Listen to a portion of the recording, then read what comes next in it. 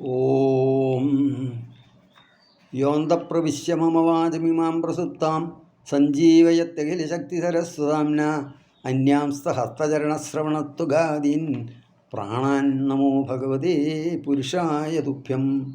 ശിവം ശിവകരം ശാന്തം ശിവാത്മാനം ശിവോത്തമം ശിവമാർഗപ്രണേതാരം പ്രണതോസ്മി സദാശിവം. ഓം സദാശിവസമാരംഭാം ശങ്കരാചാര്യമധ്യമാം അസ്മദാചാര്യപര്യന്താം വന്ദേ ഗുരുപരമ്പരാം. വേദാന്താർത്ഥവിഭാസകായ യതയേ ശാന്തായ സന്യാസിനെ നാനാവാദിനകേന്ദ്രസംഘഭവയേ യോഗീന്ദ്രവന്ദ്യായ ച മോഹത്വാന്തദിവാകരായ ഭഗവത്പാദാഭിധാം ബിഭ്രതേ തസ്മൈ ഭാഷ്യകൃതേ നമോസ്തു സതതം പൂർണ്ണായ ബോധാത്മനേ. ഇന്ന് മഹാശിവരാത്രിയാണ്. ഈ ഒരു ശിവരാത്രി ദിവസത്തിൽ നമുക്കൊരു സത്സംഗം ലഭിച്ചത് വളരെ ഭാഗ്യമാണ്. ഭാഗ്യോദയേന ബഹുജന്മസമാർജിതേന സത്സംഗമേവ ലഭതേ എന്നാണ് ഭാഗവതം പറയുന്നത്. വളരെ ഭാഗ്യമുണ്ടെങ്കിൽ മാത്രമേ സത്സംഗം ലഭിക്കുകയുള്ളൂ. കാരണം മനുഷ്യജീവിതത്തെ സമ്പന്നമാക്കുന്നത് സത്സംഗം മാത്രമാണ്. മനുഷ്യജീവിതം തന്നെ ദുർലഭമായിട്ടാണ് ലഭിക്കുന്നത്. മനുഷ്യ ശരീരം ലഭിക്കുക എന്നുള്ളത് 84 ലക്ഷം വിവിധ വർഗങ്ങളിലുള്ള ജീവജാലങ്ങളിൽ ഒന്ന് മാത്രമാണ് മനുഷ്യ ശരീരം. ദുർലഭോ മാനുഷോ ദേഹോ ദേഹിനാം ക്ഷണഭങ്കുര. അങ്ങനെ ലഭിക്കുന്ന മനുഷ്യ ശരീരം തന്നെ ക്ഷണഭങ്കുരമാണ്. എപ്പോഴാണ് ഏത് നിമിഷത്തിലാണ് വീണുപോകുന്നത് എന്നറിഞ്ഞുകൂടാന്നാണ്. ഒരാചാര്യൻ പറഞ്ഞു, നിശ്വാസേ ഉച്ഛ്വാസ നഹി വിശ്വാസ. നാം പ്രാണവായുവിനെ ഒരിക്കൽ നിശ്വസിച്ചു കഴിഞ്ഞാൽ അത് വീണ്ടും ഉള്ളിലേക്ക് എടുക്കാൻ സാധിക്കും എന്നുള്ളതിന് പോലും ഉറപ്പില്ല എന്നാണ്. അത്രയ്ക്ക് ക്ഷണഭങ്കുരമാണ് മനുഷ്യജീവിതം. അങ്ങനെയുള്ള ദുർലഭമായ മനുഷ്യജീവിതത്തിൽ സത്സംഗം ലഭിക്കുക എന്നുള്ളത് വളരെ ദുർലഭമാണ്. ദുർലഭോ മാനുഷോ ദേഹിനാൻ ക്ഷണഭങ്കുരം തത്രാവി ദുർലഭം മന്യേ വൈകുണ്ഠപ്രിയ ദർശനം. ഉത്തമന്മാരായ ഭക്തന്മാരായ സജ്ജനങ്ങളുമായിട്ടുള്ള സമാഗമം ഉണ്ടാകുന്നത് തന്നെ ദുർലഭമാണ്. അങ്ങനെയുള്ള ആ സമാഗമത്തിൽ സംസാരേസ്മിൻ ക്ഷണാർത്ഥോവി സത്സംഗശേവതീർണം. ഈ സംസാര ജീവിതത്തിൽ, അതായത് സമ്യക് സരതി എന്നാണ് സംസാരം, നിരന്തരമായിട്ട് ആവർത്തിച്ച് വരുന്ന ജനന മരണ പ്രക്രിയയിലങ്ങനെ ഒഴുകിക്കൊണ്ടിരിക്കുകയാണ് നാം എല്ലാവരും. പുനരവിജനനം പുനരവിമരണം പുനരവിജനനീ ജഠരേ ശയനം ഇഹ സംസാരെ എന്ന് ആചാര്യസ്വാമികൾ തന്നെ പാടിയിട്ടുണ്ടല്ലോ. അങ്ങനെയുള്ള സംസാരത്തിൽ അരക്ഷണമെങ്കിലും സത്സംഗം ലഭിച്ചാൽ അത് വലുതായ നിധിയാണ്.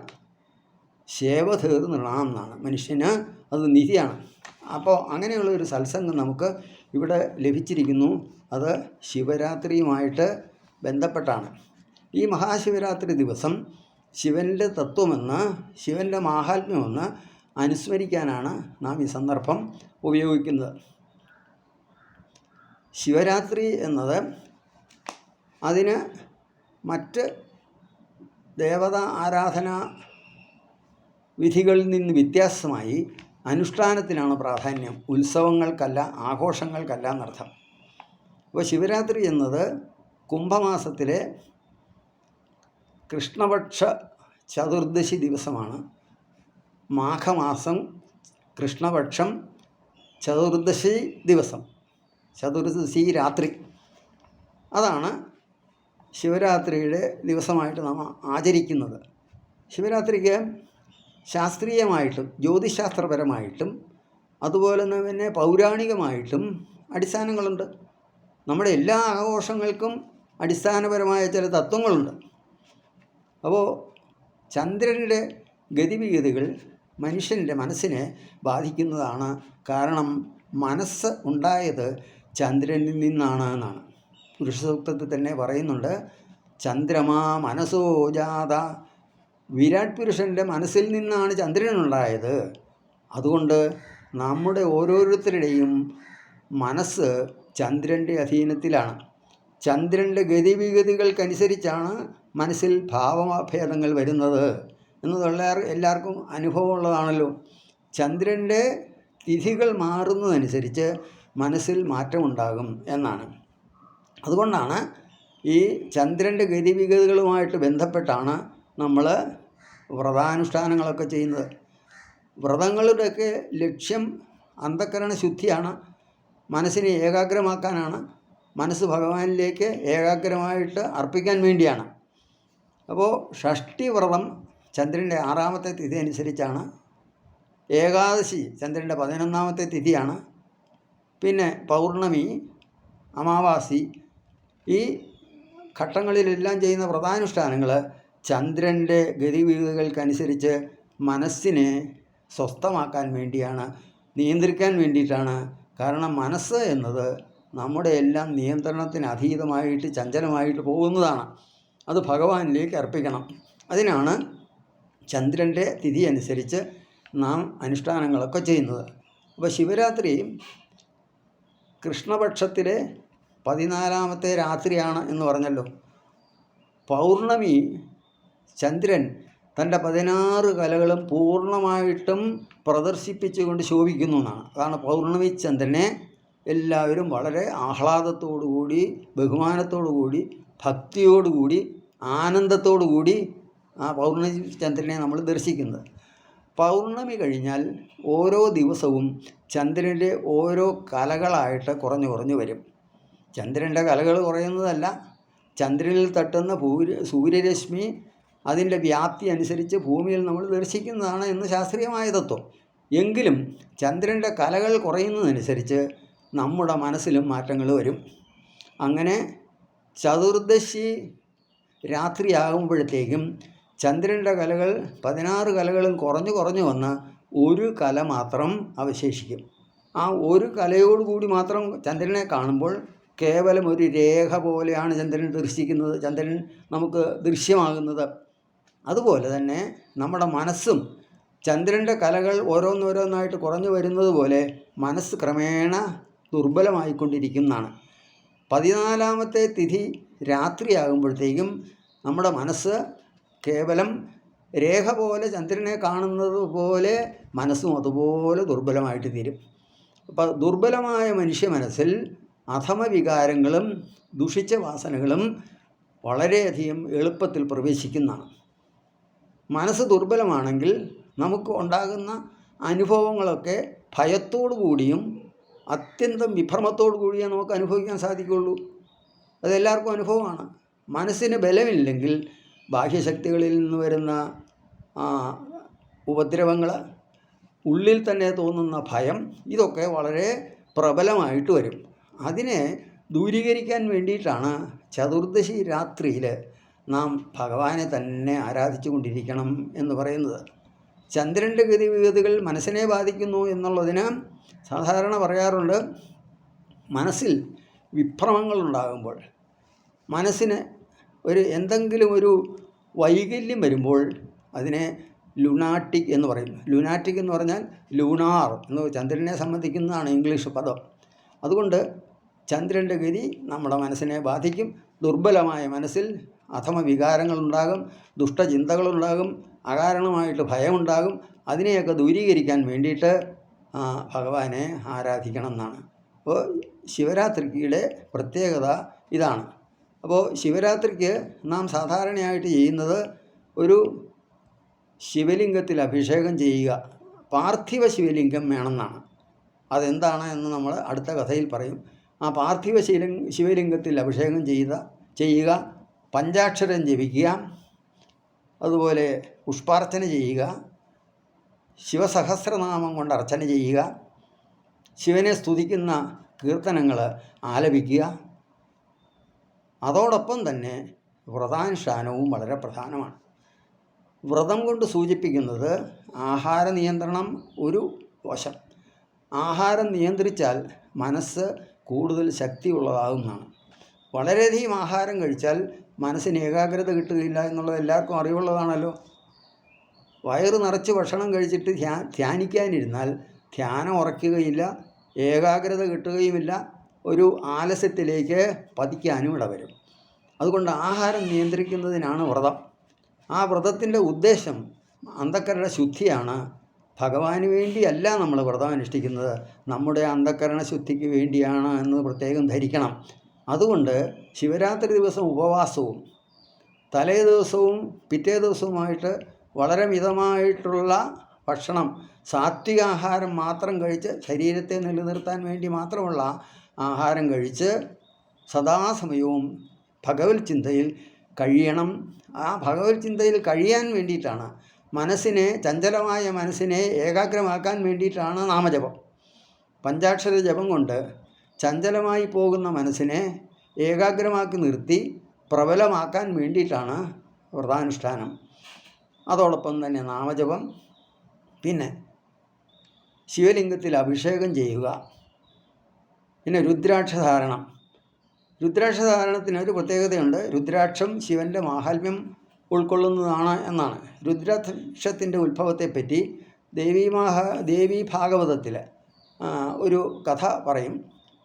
ത്രിപുരന്മാരെന്ന് പറഞ്ഞ 3 അസുരന്മാർ, അതായത് ശിവപുത്രനായ കാർത്തികേയനാൽ വധിക്കപ്പെട്ട താരകാസുരൻ്റെ പുത്രന്മാരായ 3 പേര്, താരകാക്ഷൻ, കമലാക്ഷൻ, വിദ്യുന്മാലി.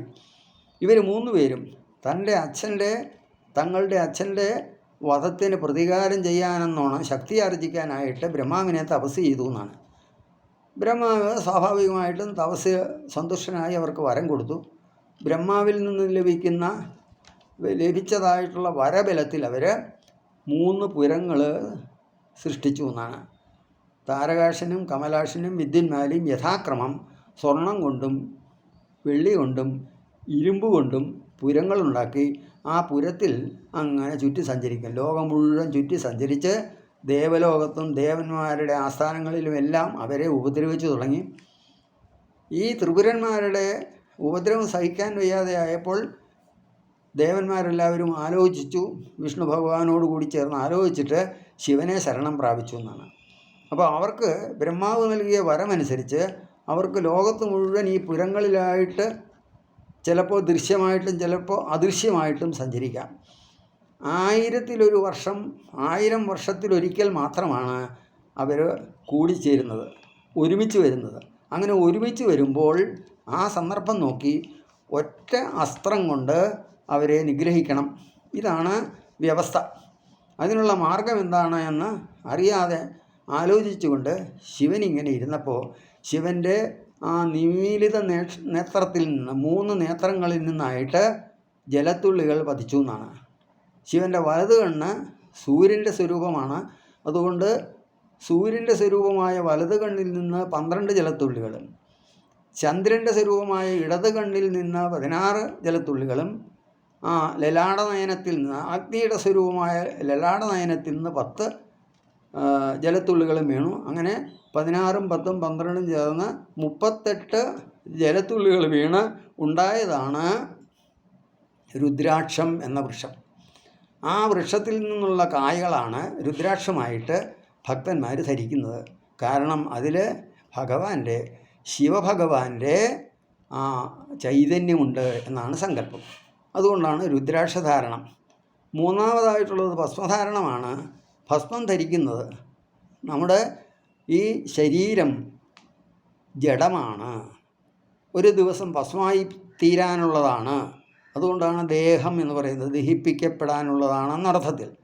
അത് ഓർമ്മിപ്പിക്കാൻ വേണ്ടിയിട്ടാണ്. ശരീരം ജഡമായതുകൊണ്ട് തന്നെ ഈ ശരീരം ഞാനല്ല, ഞാൻ ആ ശരീരത്തെ നിലനിർത്തുന്നത് ശരീരത്തിനതീതമായ ആത്മാവാണ് എന്നത് ഓർമ്മിപ്പിക്കാൻ വേണ്ടിയിട്ടാണ്. അത് മാത്രമല്ല, ഭസ്മധാരണം കൊണ്ട് ഉദ്ദേശിക്കുന്നത് കാമദേവനെ ഭഗവാൻ ചുട്ടരിച്ച് ഭസ്മമാക്കി. ആ കാമദേവനെ ചുട്ടരിച്ച ഭസ്മമാണ് നാം ധരിക്കുന്നത്. കാരണം നമ്മുടെ ഉള്ളിൽ കാമനകൾ, പല തരത്തിലുള്ള വിഷയചിന്തകൾ, വിഷയസങ്കല്പങ്ങൾ, ആഗ്രഹങ്ങളൊക്കെ ഉദിച്ചു വരുന്നതിനെ നിരോധിക്കാൻ വേണ്ടിയിട്ടും കൂടിയാണ് ഭസ്മധാരണം. അപ്പോൾ അങ്ങനെ ഈ 3 അനുഷ്ഠാനങ്ങളാണ് പ്രധാനമായിട്ട് ശിവരാത്രിക്ക് ചെയ്യുന്നത്. പിന്നെ ശിവൻ ഹാലാഹലം പാനം ചെയ്ത ഒരു കഥയുമായിട്ട് ബന്ധപ്പെട്ടാണ് പൗരാണികമായ ഒരു കഥ. പാലാഴി മഥനത്തിൽ ദേവന്മാരും അസുരന്മാരും കൂടി ചേർന്ന് ചെയ്ത പാലാഴി മഥനത്തിൽ പലതരത്തിലുള്ള വിശിഷ്ട വസ്തുക്കളും ഉയർന്നു വന്നു. ആ വിശിഷ്ട വസ്തുക്കളിൽ കാമധേനു, ഉച്ചൈസ്രവസ് എന്ന കുതിര, ഐരാവതം എന്ന നാൽക്കൊമ്പനാന, അതുപോലെ അപ്സരസ്സുകൾ, കൗസ്തുഭരത്നം, ഇങ്ങനെ പലതും ഉയർന്നു വന്നപ്പോൾ അതിൽ ഓരോന്നും ഓരോരുത്തർക്കായിട്ട് വീതിച്ചു കൊടുത്തു. അതിനൊന്നും ശിവൻ പങ്കുചേർന്നതേയില്ല. അവസാനം ഇതെല്ലാം കഴിഞ്ഞ് ഹാലാഹലം എന്ന കാളകൂട വിഷം സമുദ്രത്തിൽ നിന്ന് ഉയർന്നു വന്നു. കാളകൂട വിഷത്തിൻ്റെ ജ്വാല കണ്ടപ്പോൾ തന്നെ ദേവന്മാരും അസുരന്മാരുമൊക്കെ ഭയപ്പെട്ട് ഓടിയെന്നാണ്. ഈ ഹാലാഹലത്തെ, കാളകൂട വിഷത്തെ ഏതെങ്കിലും തരത്തിൽ നിർവീര്യമാക്കണം. അതിൻ്റെ ഒരു തുള്ളി വീണാൽ തന്നെ ഈ ബ്രഹ്മാണ്ടം മുഴുവൻ ഭസ്മമായി പോവും എന്നത് അറിയുന്ന ഭഗവാൻ, വിഷ്ണു ഭഗവാൻ ദേവന്മാരോട് ചേർന്ന് ശിവനോട് പ്രാർത്ഥിച്ചു, ഈ ഹാലാഹലത്തെ നിർവീര്യമാക്കാൻ അങ്ങേക്ക് മാത്രമേ സാധിക്കുകയുള്ളൂ, അങ്ങേക്ക് മാത്രമേ ഉള്ളൂ തപസ്സിൻ്റെ തേജസ്, തപസ്സിൻ്റെ ശക്തിയുള്ളത്, അതുകൊണ്ട് അതിനെ നശിപ്പിക്കണം എന്ന് പറഞ്ഞപ്പോൾ ശിവൻ അതിനെ പാനം ചെയ്യാൻ തയ്യാറായി. ശിവനത് ആ ഹാലാഹലത്തെ പാനം ചെയ്യാനായിട്ട് കയ്യിലെടുത്തിട്ട് ദേവിയെ ഒന്ന് നോക്കിയെന്നാണ്. അപ്പോൾ ദേവി വളരെ സന്തോഷത്തോടു കൂടി അനുമോദിച്ചു എന്നാണ്. പ്രഭാവജ്ഞ അന്വമോദത എന്ന് ഭാഗവതം. പ്രഭാവജ്ഞയാണ്, ഭഗവാന്റെ പ്രഭാവം അറിയാം. ഈ കാളകൂടമൊന്നും ഭഗവാനെ ഒരു തരത്തിലും ബാധിക്കുകയില്ല എന്ന് ഉറപ്പുണ്ട്. അതുകൊണ്ട് ദേവി അനുമോദിച്ചു. ഭഗവാൻ ആ കാളകൂടം പാനം ചെയ്യാൻ നോക്കിയപ്പോൾ തൻ്റെ ഉള്ളിൽ അനേകം ചരാചരങ്ങൾ ചേർന്ന ബ്രഹ്മാണ്ടങ്ങളുണ്ട്. അതിന് നാശം വരരുത്, പുറമേ വേറൊരു ബ്രഹ്മാണ്ടവുമുണ്ട്. അപ്പോൾ എന്താണ് വേണ്ടത് എന്നാലോചിച്ച് ശിവൻ ആ ഹാലാഹലത്തെ തൻ്റെ കണ്ഠത്തിൽ നിർത്തി എന്നാണ്. ആ കണ്ഠത്തിൽ നിർത്തി അതിനെ യാതൊരു തരത്തിലും ജീവജാലങ്ങൾക്കോ പ്രപഞ്ചത്തിനോ മറ്റ് ദേവന്മാർക്കോ ആർക്കും ആപത്ത് വരാതെ അതിനെ നിർവീര്യമാക്കി നിർത്തിയതാണ് ശ്രീ മഹാദേവൻ ചെയ്ത ഏറ്റവും മഹത്തായ ഒരു കൃത്യം. അതാണ് ശ്രീശങ്കര ഭഗവത്പാദർ തൻ്റെ ശിവാനന്ദലഹരിയിൽ ഭഗവാനെ സ്തുതിക്കുമ്പോൾ പറയുന്നു, നാലം വാ പരമോപകാരകമിതം തേകം പശൂനാം പദേ പശ്യൻ കുക്ഷിഗതാഞ്ചരാചരഗണാൻ ബാഹ്യസ്ഥിതാൻ രക്ഷിതും സർവാമർത്യ പലായന ഔഷധമതിജ്വാലാകരം ഭീകരം നിക്ഷിപ്തം ഗരളം ഗളേ ന ഗളിതം നോദ്ഗീർണമേവത്വയാ. അല്ലയോ ഭഗവാനെ, അവിടുന്ന് ഈ ഹാലാഹലത്തെ പാനം ചെയ്യുന്നതിന് വേണ്ടി എടുത്തപ്പോൾ ഭഗവാൻ തന്നെ ആലോചിച്ചു, മറ്റ് ദേവന്മാരും മറ്റെല്ലാവരും ഭയപ്പെട്ട് ഓടുന്നതായിട്ടുള്ള ഹാലാഹലം ഭഗവാൻ അനായാസമായിട്ട് തൻ്റെ കയ്യിൽ സ്വീകരിച്ചു. എന്നിട്ട് നാലം വാ പരമോപകാരകമിതം ത്വേകം, ഏകനായിട്ട് ഭഗവാൻ മാത്രമാണ് ആ പരമോപകാരം, എല്ലാവർക്കും ഉപകാരം ചെയ്യാൻ കഴിവുള്ളവൻ എന്നതറിഞ്ഞ് നാലം വാ പരമോപകാരകമിതം ത്വേകം പശൂനാം പദേ പശ്യൻ കുക്ഷിഗതാൻ ചരാചരഗണാൻ, തൻ്റെ കുക്ഷിയിലുള്ള അനേകം ചരാചരങ്ങൾ ഉള്ളതിനെ നശിപ്പിക്കാതിരിക്കാനും ബാഹ്യസ്ഥിതാൻ രക്ഷിതും, പുറമേയുള്ളവയെ രക്ഷിക്കാൻ വേണ്ടിയിട്ടും ഭഗവാൻ അതിനെ എന്തു ചെയ്തു? ആ സർവ അമർത്യ പലായന ഔഷധമതി, എല്ലാ ദേവന്മാരും ഇത് കണ്ട് ഓടിയെന്നാണ്, പേടിച്ചോടി. അങ്ങനെയുള്ള ആ ജ്വാലയെ, വിഷജ്വാലയെ നിക്ഷിപ്തം ഗരളം, അത് ആ ഗരളത്തെ, ആ വിഷത്തെ നിക്ഷിപ്തം ഗരളം ഗളേ, കണ്ഠത്തിൽ നിക്ഷേപിച്ചു. ന ഗിളിതം, അത് താഴേക്ക് ഇറക്കിയതുമില്ല. നോഗീർണമോ ഏവത്വയ, അതിനെ വെളിയിലേക്ക് തുപ്പിയതുമില്ല എന്നർത്ഥം. ഇങ്ങനെയുള്ള ഏറ്റവും മഹത്തായ ഒരു ത്യാഗം അനുഷ്ഠിച്ചതുകൊണ്ട് ശിവന് ത്യാഗരായൻ എന്ന ഒരു നാമം കൂടെ വന്നു. അതുമാത്രമല്ല, ഭഗവാന് അലങ്കാരമായിട്ട് അത് കണ്ഠത്തിൽ നിന്നതുകൊണ്ട് ഭഗവാൻ നീലകണ്ഠനായി തീർന്നു എന്നാണ്. അങ്ങനെയാണ് ഭഗവാൻ ചെയ്ത അത്യത്ഭുതകരമായ ആ ത്യാഗം ലോകത്തിന് മുഴുവൻ നന്മ ചെയ്തത്. അതിൻ്റെ ഓർമ്മയ്ക്കാണ് ശിവരാത്രി ആചരിക്കുന്നത്. ശിവരാത്രി ആ 14-ാം തിഥി ദിവസമാണ് ഭഗവാൻ ഹാലാഹലം പാനം ചെയ്തത്. അപ്പോൾ ഭഗവാന് വിഷബാധ ഏൽക്കാതിരിക്കാൻ വേണ്ടിയിട്ടും അല്ലെങ്കിൽ ദേവന്മാർക്കെല്ലാം വിഷത്തിൽ നിന്ന് രക്ഷ നേടാൻ വേണ്ടിയിട്ടും ദേവന്മാരെല്ലാം ഉറക്കമൊഴിച്ചിരുന്ന് വ്രതാനുഷ്ഠാനത്തിൽ ഏർപ്പെട്ടു എന്നാണ്. വ്രതവും വേണം, ഉറക്കമെളുപ്പവും വേണം. കാരണം വിഷം ഉള്ളിൽ ചെന്നാൽ വിഷം ബാധിക്കാതിരിക്കണമെങ്കിൽ ഉറങ്ങാതിരിക്കണം. വെറുതെ ഉറങ്ങാതിരുന്നാൽ പോരാ, മനസ്സ് പൂർണ്ണമായിട്ടും ഭഗവാനിൽ അർപ്പിക്കുന്ന തരത്തിൽ ഉള്ള നാമജപം കൊണ്ടും ധ്യാനം കൊണ്ടും ഭഗവത് ഭജനം കൊണ്ടും മനസ്സിനെ ഭഗവാനിൽ നിർത്തണം. ഭക്ഷണം കഴിക്കരുത്. അപ്പോൾ വ്രതാനുഷ്ഠാനം, ഉറക്കമുളപ്പ്, അതുപോലെ മന്ത്രജപം, നാമജപം, ഇതുകൊണ്ടൊക്കെ ദേവന്മാർ ശിവരാത്രി ആചരിച്ചതാണ് നമ്മളും ഇന്ന് ആചരിച്ചു കൊണ്ടിരിക്കുന്നത് എന്നാണ് പറയുന്നത്. അപ്പോൾ ഇതാണ് പുരാണത്തിലെ ഒരു കഥ. വേറൊരു പുരാണ കഥയുള്ളത് ദേവി ഭാഗവതത്തിലാണ് പറയപ്പെടുന്നത്. അത് മറ്റൊന്നുമല്ല, വിഷ്ണു ഭഗവാന്റെ നാഭീപത്മത്തിൽ നിന്ന് ഒരു താമരയുണ്ടായി. അതിൽ നിന്ന് ബ്രഹ്മാവ് ഉത്ഭവിച്ചു. ബ്രഹ്മാവ് ഉത്ഭവിച്ച ഉടനെ തന്നെ ചുറ്റും നോക്കി. അപ്പോൾ വിഷ്ണു ഭഗവാനെ കണ്ടു. ആരാ എന്ന് ചോദിച്ചു. വിഷ്ണു ഭഗവാൻ പറഞ്ഞു, നിൻ്റെ പിതാവാണ് ഞാൻ. ബ്രഹ്മാവിന് സമ്മതമായില്ല.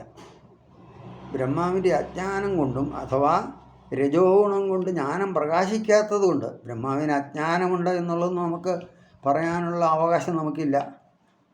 എങ്കിലും രജോഗുണപ്രധാനനായതുകൊണ്ട് ജ്ഞാനം പ്രകാശിക്കാത്തതുകൊണ്ട് വിഷ്ണുവിൻ്റെ ശ്രേഷ്ഠത അംഗീകരിച്ചില്ല എന്നാണ്. ആരാണ് വലുത് എന്നവർ തമ്മിൽ തർക്കമായി. ബ്രഹ്മാവ് പറഞ്ഞു, ഞാനാണ് സൃഷ്ടികർത്താവ്, ഈ പ്രപഞ്ചത്തെ മുഴുവൻ സൃഷ്ടിക്കുന്നത് പരമേഷ്ടിയാണ് ഞാൻ, അതുകൊണ്ട് ഞാനാണ് വലുത് എന്ന് പറഞ്ഞു. വിഷ്ണു ഭഗവാൻ പറഞ്ഞു, എൻ്റെ നാഭി പത്മത്തിലാണ് നീ ഉണ്ടായത്, അതുകൊണ്ട് ഞാനാണ് വലുത്. ഇവർ തമ്മിൽ തർക്കമായി. തർക്കം മൂത്ത യുദ്ധത്തിൻ്റെ അവസ്ഥയെത്തി. ആ സന്ദർഭത്തിൽ അവരുടെ മധ്യത്തിലായിട്ട് ഒരു തേജപുഞ്ചം പ്രത്യക്ഷപ്പെട്ടു എന്നാണ്. ഈ തേജപുഞ്ചം കണ്ടപ്പോൾ രണ്ടുപേരും അത്ഭുതപ്പെട്ടു. എന്താണിതെന്ന് അറിയാൻ വയ്യാതെ നോക്കി. ആ തേജപുഞ്ചം വളർന്ന് വലുതായി, ആകാശം മുട്ടെ എന്നൊക്കെ പറയാം, അതുപോലെ വലുതായിട്ടങ്ങ് വളർന്നു. അപ്പോൾ അവർക്ക് അത്ഭുതമായി. അവർ തമ്മിൽ പറഞ്ഞു, ഇതിൻ്റെ ആദിയും അന്തവും കണ്ടുപിടിക്കണം. ആദിയും അന്തവും ആരാണോ ആദ്യം കണ്ടുപിടിച്ച് വരുന്നത് ആ ആളിനെ ഏറ്റവും വലുതായിട്ട്, ഏറ്റവും മഹാനായിട്ട് അംഗീകരിക്കാം എന്ന് രണ്ടുപേരും സമ്മതിച്ചതനുസരിച്ച് വിഷ്ണു ഭഗവാൻ ഒരു വരാഹത്തിൻ്റെ രൂപം സ്വീകരിച്ച് താഴേക്ക് സഞ്ചരിച്ച് കുറേ ദൂരം സഞ്ചരിച്ചിട്ടും അതിൻ്റെ തുടക്കം എവിടെയാണ്, അത് ആരംഭിക്കുന്നത് എവിടെയാണെന്ന് കണ്ടുപിടിക്കാൻ സാധിച്ചില്ല. തിരിച്ചു വന്നു. ആ സമയത്ത് ബ്രഹ്മാവ് ഒരു ഹംസത്തിൻ്റെ രൂപം സ്വീകരിച്ച് ആകാശത്തേക്ക് ഉയർന്നു പോയി സഞ്ചരിച്ച് കുറേ ദൂരം പോയിട്ടും അതിൻ്റെ മുകളറ്റം കണ്ടുപിടിക്കാൻ സാധിച്ചില്ല. അപ്പോൾ ഒരു കൈതപ്പൂ, താഴമ്പൂ എന്നും പറയും, താഴേക്ക് വരുന്നത് കണ്ടു. ബ്രഹ്മാവ് ചോദിച്ചു, നീ ആരാണ്, എവിടെ നിന്ന് വരുന്നു? അപ്പോൾ ഞാൻ ഈ തേജപുഞ്ചത്തിൻ്റെ മുകളറ്റം കണ്ടിട്ട് വരികയാണ് എന്ന് പറഞ്ഞു. അപ്പോൾ ബ്രഹ്മാവിന് അത്ഭുതമായി. ബ്രഹ്മാവ് പറഞ്ഞു, എന്നാൽ ആ മുകളറ്റം ഞാൻ കണ്ടു എന്ന് ഭഗവാനോട് പറയാൻ പോവുകയാണ് എന്ന് പറഞ്ഞ് താഴേക്ക് വന്നു. അതുകൊണ്ട് ഞാൻ ഭാഗത്തെ ഏറ്റവും മുകളറ്റം കണ്ടു എന്നുള്ളതിന് നീ സാക്ഷി പറയണം, കള്ളസാക്ഷി പറയണം എന്ന് അഭ്യർത്ഥിച്ചു. അങ്ങനെ താഴമ്പൂവും കൈതപ്പൂവും ബ്രഹ്മാവുമായിട്ട് താഴെ വന്ന് കണ്ടുപിടിച്ചു എന്ന് പറഞ്ഞു. അപ്പോൾ ആ തേജപുഞ്ചം അപ്പോഴത്തേക്കും ഒരു വളരെ ശ്രേഷ്ഠമായ ഒരു ശിവലിംഗമായി തീർന്നു എന്നാണ്. ശിവലിംഗം പറഞ്ഞു ബ്രഹ്മാവിനോട്, അങ്ങ് കള്ളമാണ് പറഞ്ഞത്, അതുകൊണ്ട് അങ്ങയുടെ ഒരു ശിരസ് ഞാൻ നുള്ളിയെടുക്കുകയാണ്. ബ്രഹ്മാവിന് 5 ശിരസ്സാണ് ഉണ്ടായത്. 4 ദിക്കിലേക്കും 4 ഓരോന്ന് വീതവും, പിന്നെ മുകളിലേക്കുള്ളതായിട്ടും ഒരു ശിരസ്സുണ്ടായിരുന്നു. ആ മുകളിലേക്കുള്ള ശിരസ്സിനെ നുള്ളി മാറ്റിയെടുത്തു എന്നാണ്. കാരണം മുകളിലേക്ക് നോക്കിയാൽ മാത്രമേ ആ പരമമായ തത്വത്തെ അറിയാൻ സാധിക്കുകയുള്ളൂ. അതിന് ബ്രഹ്മാവിന് അർഹതയില്ല എന്നുള്ള ഭാവത്തിൽ ആ ശിരസ് നുള്ളിയെടുത്തു. കൈതപ്പൂവിന് ഒരു പതിതത്വം കൽപ്പിച്ചു. പൂജകൾക്കൊന്നും എടുക്കാൻ പാടില്ല എന്നുള്ള ഒരു കൽപ്പനയും പുറപ്പെടുവിച്ചു. അങ്ങനെയാണ് ആ കാര്യം തീർന്നത്. വിഷ്ണു ഭഗവാന് വളരെ സന്തോഷമായി. ഭഗവാൻ സത്യം പറഞ്ഞു എന്നുള്ളതുകൊണ്ട് ശിവൻ അംഗീകരിച്ചു. ആ ശിവലിംഗം വളരെ ചെറുതായൊരു ശിവലിംഗമായിട്ട് രൂപപ്പെട്ടു എന്നാണ്. ആ ശിവലിംഗം ആണത്രേ അരുണാചലത്തിൽ പ്രതിഷ്ഠിതമായ ശിവലിംഗം എന്ന് മഹാത്മാക്കൾ അനുസ്മരിക്കാറുണ്ട്. എന്തായാലും അങ്ങനെ ആ ശിവലിംഗത്തെ ബ്രഹ്മാവും വിഷ്ണുവും ചേർന്ന് അഭിഷേകം ചെയ്തു. ബ്രഹ്മാവും വിഷ്ണുവും കൂടി ചേർന്ന് അഭിഷേകം ചെയ്ത ശിവലിംഗത്തിൻ്റെ സ്മരണയാണ് നമ്മൾ പാർത്ഥിവലിംഗം അഭിഷേകമായിട്ട് ശിവരാത്രി ദിവസം അനുഷ്ഠിക്കുന്നത്. പാർത്ഥിവം എന്ന് പറഞ്ഞാൽ മണ്ണാണ്. മണ്ണ് കൊണ്ടുള്ള ശിവലിംഗം അഭിഷേകം ചെയ്താൽ ഉടഞ്ഞു പോവില്ലേ എന്ന് സംശയം തോന്നാം. അതില്ല എന്നാണ്. ശിവൻ്റെ സങ്കല്പം, ശിവൻ്റെ സ്വരൂപം എന്ന സങ്കല്പത്തോടു കൂടി നിർമ്മിച്ചതായതുകൊണ്ട് ആ മണ്ണുകൊണ്ടുള്ള ശിവലിംഗത്തിൽ അഭിഷേകം ചെയ്ത് എല്ലാവരും ആ ഭഗവാന്റെ മാഹാത്മ്യത്തെ പുകഴ്ത്തി. ആ പാർത്ഥിവലിംഗ അഭിഷേകം ശിവരാത്രി ദിവസത്തെ ഒരു അനുഷ്ഠാനമായിട്ട് അംഗീകരിക്കുകയും ചെയ്തു.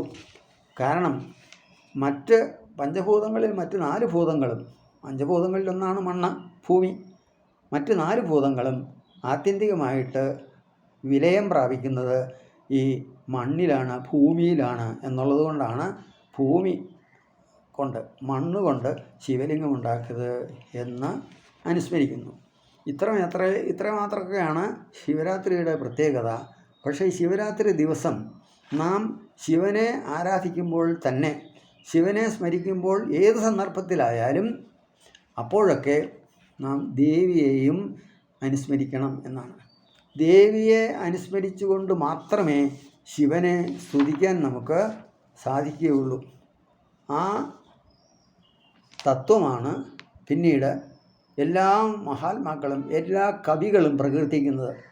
ശ്രീശങ്കര ഭഗവത്പാദർ തന്നെ തൻ്റെ സൗന്ദര്യലഹരി ആരംഭിക്കുമ്പോൾ പറയുന്നു, ശിവശക്തിയായുക്തോ യദി ഭവതി ശക്തപ്രഭവിതും നചേദേവം ദേവോ നഖലു കുശലസ്പന്ദിതുമപി അതസ്ത്വാമാരാധ്യം ഹരിഹരവിരിഞ്ചാതിവിരവി പ്രണന്തും സ്തോതും വാ കഥം ആകൃതപുണ്യപ്രഭവതി.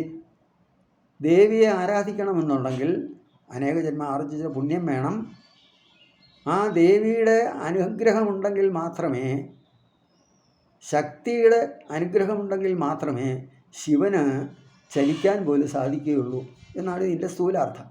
യഥാർത്ഥത്തിലത് ദേവിയെ പുകഴ്ത്തി പറയുമ്പോൾ ശിവനെ ഇകഴ്ത്താനുള്ളതല്ല, അത് ശിവൻ്റെ മാഹാത്മ്യത്തെ വിളിച്ചോതാനുള്ളതാണ്. കാരണം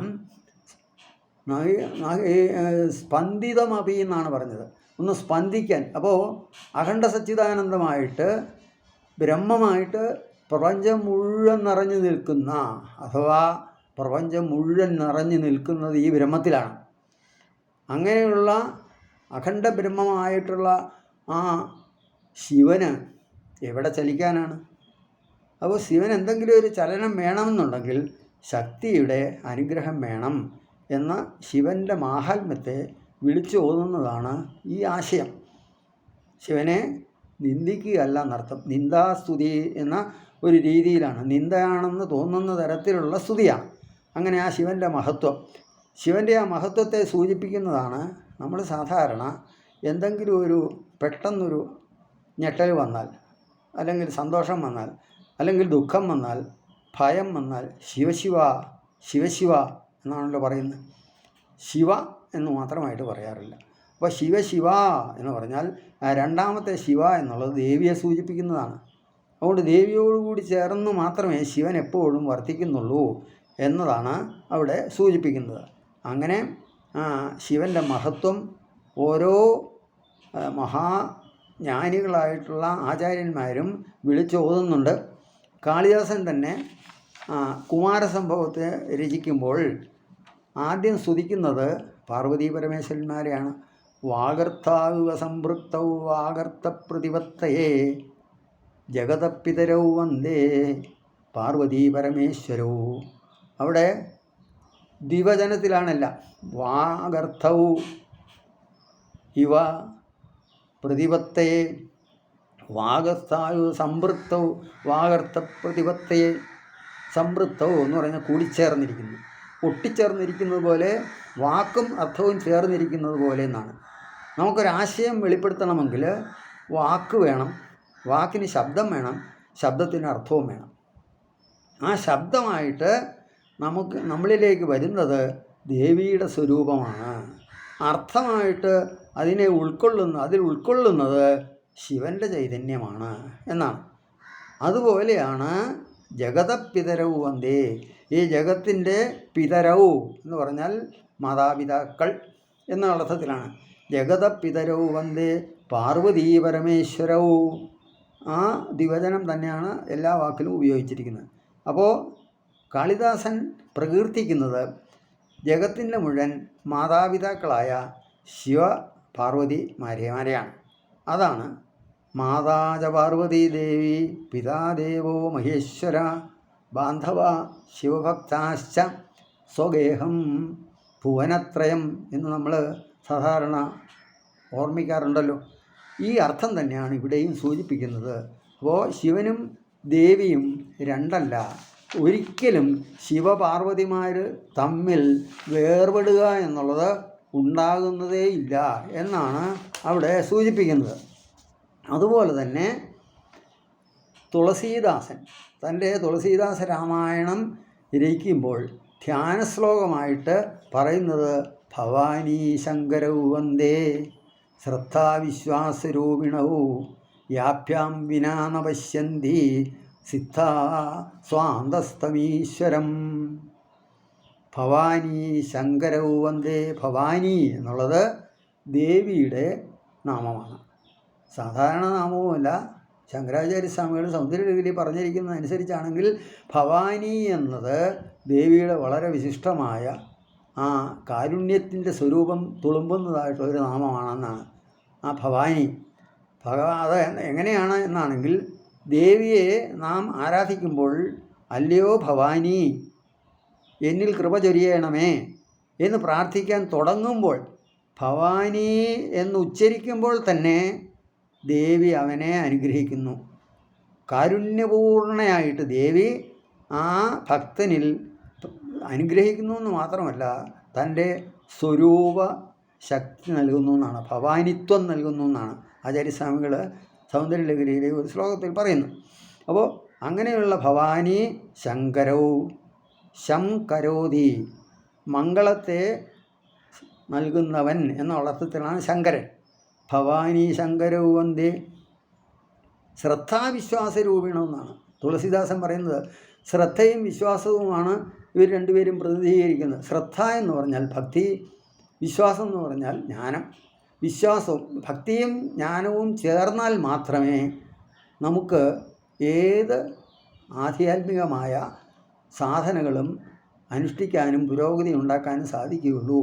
അതാണ് ശ്രദ്ധാവിശ്വാസരൂപിണവും യാഭ്യാം വിനാ ന പശ്യന്തി. ഇത് രണ്ടും ഇല്ലെങ്കിൽ, ഇവ രണ്ടും കൂടാതെ സിദ്ധനായ ആണെങ്കിൽ പോലും സ്വാന്തസ്ഥമീശ്വരം പശ്യന്തി. സ്വാന്തസ്ഥമീശ്വരം എന്നാണ്. തൻ്റെ ഉള്ളിലുള്ള അന്തര്യാമിയായ ഭഗവാനെ ദർശിക്കണമെങ്കിൽ ഭക്തിയും വേണം, വിശ്വാസവും വേണം എന്ന് പറഞ്ഞുകൊണ്ടാണ് ആ ഭക്തിവിശ്വാസങ്ങളുടെ പ്രതീകമായിട്ട് ദേവിയെയും ശിവനെയും ശിവപാർവതിമാരെ സ്മരിച്ചുകൊണ്ടാണ് തുളസീദാസനും തൻ്റെ രാമായണം ആരംഭിക്കുന്നത് എന്നത് വളരെ ശ്രദ്ധേയമാണ്. അതുപോലെ തന്നെ ഉമാമഹേശ്വര സ്തോത്രത്തിലും നമശിവാഭ്യാം നമയൗവനാഭ്യാം പരസ്പരാശ്ലിഷ്ടവൃദ്ധരാഭ്യാം നഗേന്ദ്രകന്യാം വൃഷകേതനാഭ്യാം നമോ നമ ശങ്കരപാർവതീഭ്യാം. നമശിവാഭ്യാം, ശിവാഭ്യാം എന്നുള്ളതുകൊണ്ട് ശിവനെയും ശിവയെയും നമസ്കരിക്കുന്നതാണ്. നമശിവാഭ്യാം നമയൗവനാഭ്യാം. യൗവ എന്ന് സൂചിപ്പിക്കുന്നത് രണ്ടുപേരെയും എന്നാണ്. യൗവനം എന്നുള്ളത് രണ്ടുപേരെ സൂചിപ്പിക്കുന്നതാണ്. നമയൗവനാഭ്യാം നമശിവാഭ്യാം നമയൗവനാഭ്യാം പരസ്പര ആശ്ലിഷ്ടവൃദ്ധരാഭ്യാം. അന്യോന്യം ആശ്ലേഷിച്ചു കൊണ്ടിരിക്കുന്ന സ്വരൂപത്തോടു കൂടിയവർ, ശരീരത്തോടു കൂടിയവർ എന്നാണ്. അതുതന്നെയാണ് വാഗർത്ഥാവ് സംപൃക്തവ് എന്ന് കാളിദാസനും സൂചിപ്പിച്ചത്. നമഃശിവാഭ്യാം നമയൗവനാഭ്യാം പരസ്പരാസൃഷ്ടവൗർധരാഭ്യാം നഗേന്ദ്രകന്യാം. നഗേന്ദ്രകന്യ എന്നത് പാർവതീ ദേവിയാണ്. ഹിമവൽ പുത്രി എന്നുള്ള അർത്ഥത്തിൽ വൃഷകേതനാഭ്യാം. കൊടിയടയാളമോ വൃക്ഷമാണ്, ധർമ്മമാണ്. ധർമ്മത്തിൻ്റെ പ്രതീകമാണ് ഭഗവാന്റെ വാഹനമായ കാള എന്ന് പറയും. നഗേന്ദ്രകന്യാം വൃഷകേതനാഭ്യാം നമോ നമ ശങ്കരപാർവതീഭ്യാം. ഇതാണ് ഉമാമഹേശ്വര സ്തോത്രത്തിലും പ്രാർത്ഥിക്കുന്നത്. അപ്പോൾ ഈ തരത്തിലെല്ലാം ശിവൻ്റെ മാഹാത്മ്യത്തെ അനുസ്മരിക്കുന്നതോടൊപ്പം ദേവിയുടെ മഹത്വം കൂടി സ്മരിക്കണം എന്ന് പറയാൻ വേണ്ടിയിട്ടാണ് ഇത് പറഞ്ഞത്. ഇതൊക്കെ നമുക്ക് വളരെ ഭംഗിയായിട്ട് ഇത് മാത്രമല്ല, എല്ലാ വേദാന്ത ശാസ്ത്ര തത്വങ്ങളും ഉപനിഷത് തത്വങ്ങളും ഏറ്റവും ഭംഗിയായിട്ട് നമുക്ക് പഠിക്കാൻ വേണ്ടിയിട്ട്, മനസ്സിലാക്കാൻ വേണ്ടിയിട്ട് അത് വ്യാഖ്യാനിച്ചു തന്ന മഹാനായ, അത്യന്തം മഹാനായ ആ ശ്രീശങ്കര ഭഗവത്പാദരെ അനുസ്മരിച്ചുകൊണ്ടാണ് നമ്മൾ തുടങ്ങിയത്.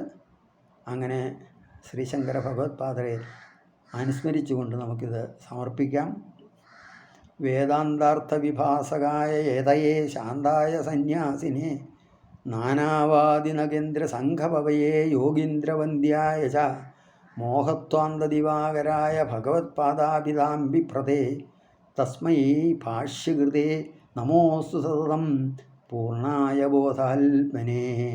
നമോസ്തു സതതം പൂർണ്ണായ ബോധാത്മനേ. ഹരി ഓം.